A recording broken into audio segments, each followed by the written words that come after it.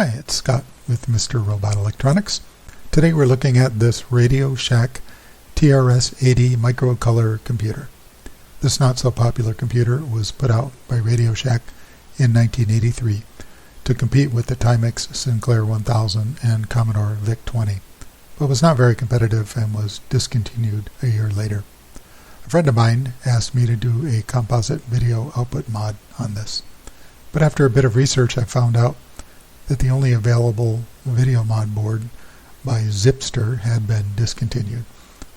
I was just going to hand build one using their circuit, but figured I'll make my own circuit board.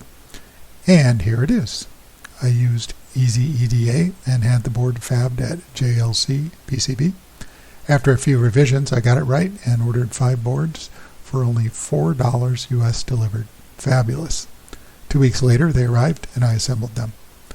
After a few adjustments, I got a clear picture and audio and will return this to my buddy soon.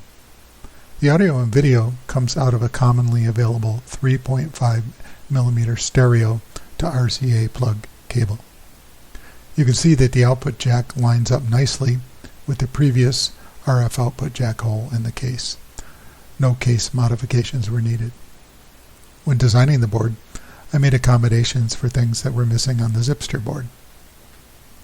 For instance, you can reuse components from the original RF modulator board, such as the MC-1072 video modulator chip, the 3.58 MHz crystal, which creates the main CPU clock for the MC-10, the small trimmer capacitor used for 3.58 MHz crystal tuning, the 56 picofarad capacitor, and even the tiny 5.6 k ohm resistor used in the 3.58 MHz oscillator circuit.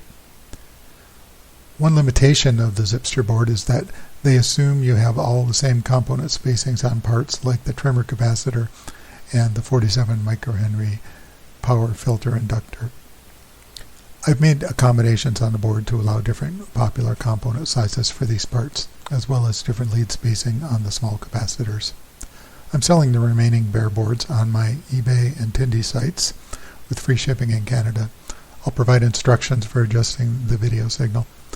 Links to the Zippster board and an adjustment video are in the description below.